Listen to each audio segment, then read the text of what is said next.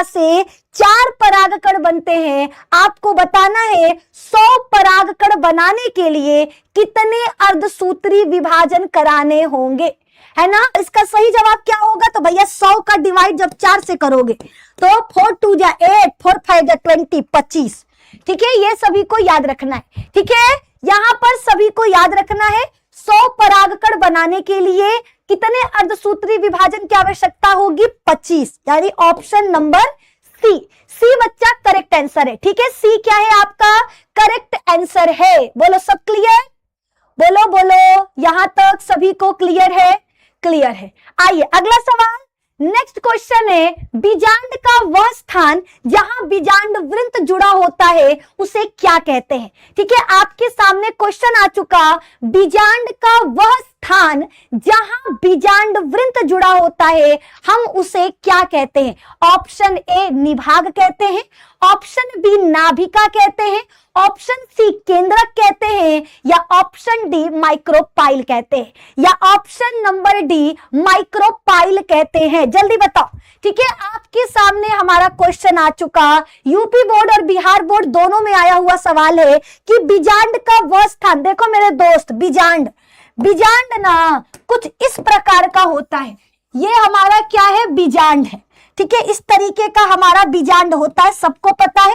ठीक है, ये हमारा पुष्प का मादा भाग है। पुष्प के मादा भाग को जायांग कहते हैं, जायांग की इकाई को स्त्री केसर कहते हैं। ठीक है, स्त्री केसर का निचला फूला हुआ भाग अंडाशय कहलाता है और अंडाशय के अंदर बीजांड पाया जाता है। अंडाशय के अंदर क्या होता है मेरे दोस्त, याद रखना, अंडाशय के अंदर बीजांड पाया जाता है। अब इस बीजांड में देखो, ये बीजांड है और ये अंडाशय है। बीजांड और अंडाशय को जोड़ने वाला भाग, बीजांड और अंडाशय को जोड़ने वाले भाग को बीजांड वृंत कहते हैं। बीजांड और अंडाशय को जोड़ने वाला भाग क्या कहलाता है, याद रखना, बीजांड को अंडाशय से जोड़ने वाले भाग को बीजांड वृंत कहते हैं।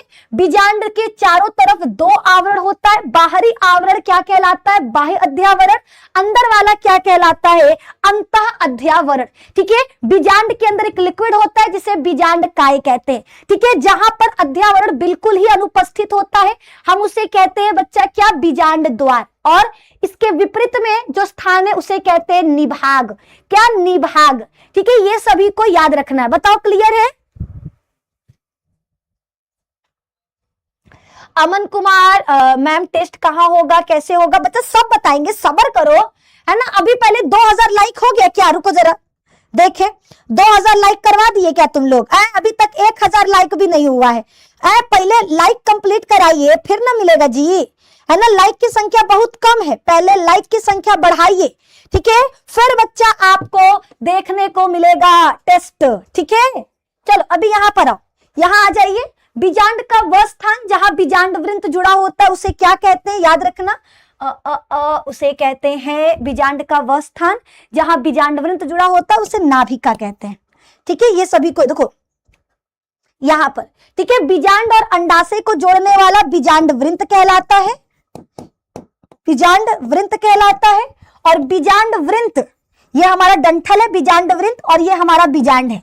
ठीक है, बीजांड और बीजांड वृंत जहां पे जुड़े होते हैं उस जगह को नाभिका यानी हाइलम कहते हैं। ठीक है, बीजांड और बीजांड वृंत आपस में जहां पर जुड़े होते हैं, ये बीजांड है, ये बीजांड वृंत है, ये दोनों आपस में, जैसे मान लो ये गर्दन, ये सर है, ये गर्दन है, ये सर है, ये गर्दन है। सर और गर्दन जहां पे जुड़े होते हैं उस भाग को क्या कहते हैं, उस भाग को, है ना, ये हमारा सर, ये गर्दन। ठीक है, यहां पर जुड़े हैं। उसी तरीके से ये बीजांड है, ये बीजांड वृंत है, दोनों आपस में जहां जुड़े होते हैं हम उसे नाभिका कहते हैं। क्या कहते हैं, नाभिका कहते हैं।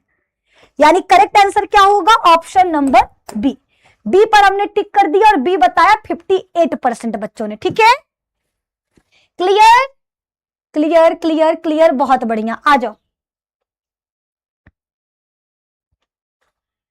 अगला सवाल है, निम्न में से कौन सा कूट फल है। आपको यह बताना है इनमें से कौन सा फल कूट फल है। कूट फल का मतलब होता है ऐसा फल, कूट फल का मतलब होता है ऐसा फल जिसमें, कूट फल का मतलब क्या होगा बच्चा, कूट फल का मतलब याद रखना, कूट फल का मतलब है ऐसा फल जिसका निर्माण अंडाशय से नहीं होता।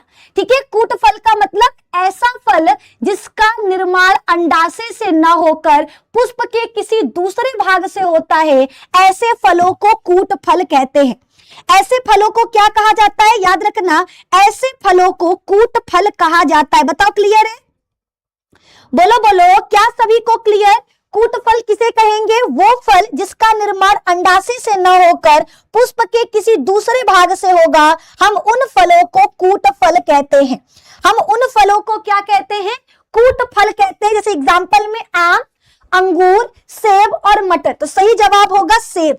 सेब का निर्माण अंडाशय से नहीं होता बल्कि पुष्पासन से होता है। ठीक है, तो ऐसे फल जो अंडाशय से न बन करके पुष्प के किसी दूसरे भाग से बनते हैं, हम उन्हें कूट फल, झूठा फल, आभासी फल, फॉल्स फ्रूट इन नामों से जानते हैं। तो सेब हमारा कूट फल है क्योंकि ये अंडाशय से नहीं पुष्पासन से बनता है। तो ऑप्शन नंबर सी क्या होगा? करेक्ट है। और सी बताया 82% बच्चों ने, सी बताया है 82% बच्चों ने, जो बिल्कुल सही है। ठीक है, आइए अगला सवाल। नेक्स्ट क्वेश्चन आपके सामने है, क्या है? भ्रूणपोष में कितने क्रोमोसोम होते हैं? ठीक है, भ्रूणपोष के अंदर कितने क्रोमोसोम पाए जाते हैं? सबसे पहली चीज, ठीक है, आप सभी को पता है जितने भी आवृत बीजी पादप हैं, आवृत बीजी का मतलब ऐसे पादप जिनके बीज के चारों तरफ, ठीक है, आवरण पाया जाता है। ठीक है, ऐसे पौधे जिनके बीज आवरण से ढके होते हैं, हम उन्हें क्या कहते हैं? आवृत बीजी कहते हैं। हम उन्हें क्या कहते हैं बच्चा? आवृत बीजी कहते हैं। आवृत बीजी का मतलब ऐसे पौधे जिनके बीज आवरण से ढके होते हैं, उन्हें आवृत बीजी कहा जाता है। आवृत बीजी पादपों में 2 बार निषेचन होता है। आवृत बीजी पादपों में 2 बार निषेचन होता है। पहली बार निषेचन नर और मादा युग्मक के बीच होता है। ठीक है, पहली बार निषेचन नर और मादा युग्मक के बीच होता है, जिसके फलस्वरूप एक द्विगुणित संरचना का निर्माण होगा, जिसे हम क्या कहते हैं? याद रखना, युग्मनज। ठीक है, नर और मादा युग्मक मिलकर के क्या करते हैं? युग्मनज बनाते हैं। ये कैसी संरचना है? द्विगुणित संरचना है।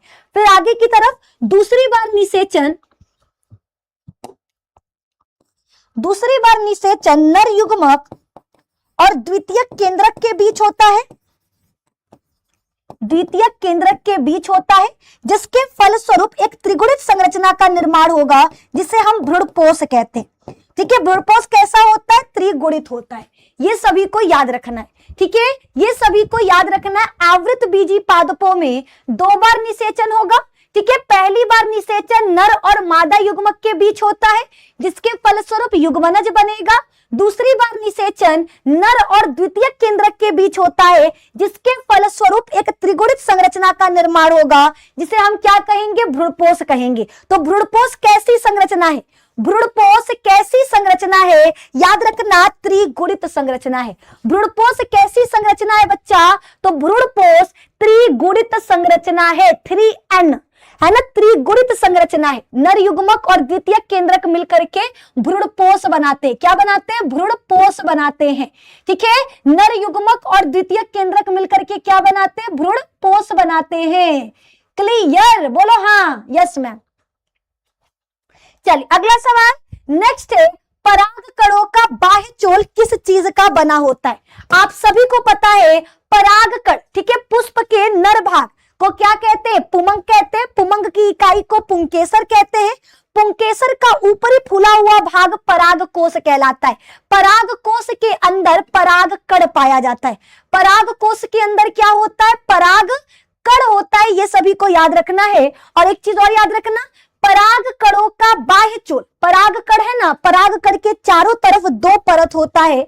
बाहरी परत को बाह्य चोल कहते हैं, जो मोटा और खुरदुरा होता है, और वो किस चीज का बना होता है, एक बहुत ही ज्यादा मजबूत प्रतिरोधी पदार्थ का, जिसे स्पोरोपोलेनिन कहते हैं, जिसे स्पोरोपोलेनिन कहते हैं। परागकणों का बाह्य चोल किसका बना होता है, स्पोरोपोलेनिन का बना होता है। किसका, स्पोरोपोलेनिन का अरे पोलवे नहीं दिए हैं, गलत बताएं, जवाब गलत है ना, सी होगा डी होगा, बी नहीं होगा, ठीक है, बी गलत बताए हैं, बी मत लिखो, जल्दी जल्दी जवाब बताइए, ठीक है।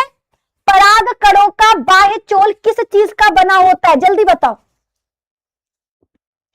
बी बी बी बी, बहुत बढ़िया है ना, सबका जवाब आ रहा है लगभग। हमको लग रहा है हर एक बच्चा सही सही जवाब देने की कोशिश कर रहा है, ठीक है, देने की कोशिश कर रहा है। परागकणों का बाह्य चोल बना होता है स्पोरोपोलेनिन का, ठीक है। परागकणों का बाह्य चोल किस चीज का बना होता है, स्पोरोपोलेनिन का बना होता है। ऑप्शन नंबर बी है ना, बी बच्चा आपका करेक्ट आंसर होगा, ये सभी को याद रखना है। आइए बढ़ते हैं अगले सवाल की तरफ। नेक्स्ट क्वेश्चन है, अनिषेक फलन द्वारा बनने वाला फल कैसा होता है।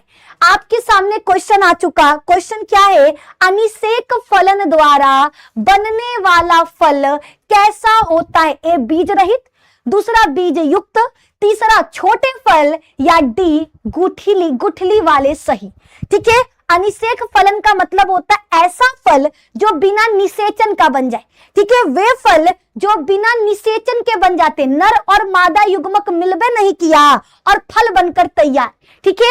ऐसे फल जिनका निर्माण बिना निषेचन के होता है, हम उन्हें क्या कहते हैं, अनिषेक फल कहते हैं। हम उन्हें क्या कहते हैं बच्चा, अनिषेक फल कहते हैं। ये फल कैसे होते हैं आपको ये बताना है। एक फलन, अनिषेक फलन क्या है, तो ऐसे फल जिनका निर्माण बिना निषेचन का होता है, और जो बिना निषेचन के बनेंगे उनमें बीज नहीं होता, जैसे केला और अंगूर, ठीक है। अनिषेक फल कैसे होते हैं, बीज रहित होते हैं, ठीक है। बिहार बोर्ड में 2016 और 2020 का सवाल, अनिषेक फलन द्वारा बनने वाला फल कैसा होगा, बीज रहित होगा। कैसा होगा, बीज रहित होगा। अगला सवाल, वेलिस्नेरिया में परागण किसके द्वारा होता है। आपके सामने क्वेश्चन आ चुका, क्वेश्चन है वेलिस्नेरिया में परागण किसके द्वारा होता है। ए कीट द्वारा, बी वायु द्वारा, सी जल द्वारा, या डी पक्षियों द्वारा, ठीक है। वेलिस्नेरिया में परागण किसके द्वारा होता है। ऑप्शन ए कीट द्वारा, ऑप्शन बी वायु द्वारा, ऑप्शन सी जल द्वारा, ऑप्शन डी पक्षियों द्वारा। क्या लग रहा है, वेलिस्नेरिया में परागण किसके द्वारा होगा। तो वेलिस्नेरिया एक फूल है, ठीक है, जिसमें परागण की क्रिया किसके द्वारा होता है, जल के द्वारा, है ना। वेलिस्नेरिया हो गया, जोस्टेरा हो गया, हाइड्रीला हो गया, समुद्री घास हो गया, इन पौधों में परागण की क्रिया जल के द्वारा होता है। किसके द्वारा, जल के द्वारा। और जल के द्वारा होने वाले परागण को हम हाइड्रोफिली भी कहते हैं, ठीक है, हाइड्रोफिली भी कहते हैं। तो वेलिस्नेरिया में परागण किसके द्वारा होगा, याद रखना, जल के द्वारा। किसके द्वारा, जल के द्वारा। Option number C. सी पर हमने क्या कर दिया, टिक कर दिया। सी पर बच्चा हमने क्या किया, टिक कर दिया। चलो अगला सवाल। नेक्स्ट है, बीजांड के अंदर भ्रूणकोश की पहली कोशिका क्या है।